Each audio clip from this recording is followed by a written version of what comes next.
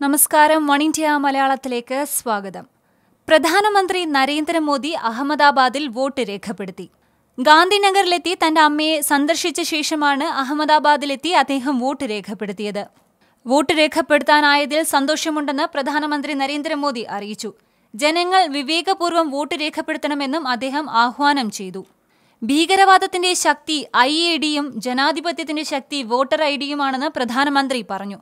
അഹമ്മദാബാദിൽ വോട്ട് രേഖപ്പെടുത്തിയ ശേഷം ജനങ്ങളോട് സംസാരിക്കുകയായിരുന്നു അദ്ദേഹം. वोटर ID होता है, मुझे विश्वास है कि वोटर ID की ताकत IED से भी अनेक गुना ज्यादा है.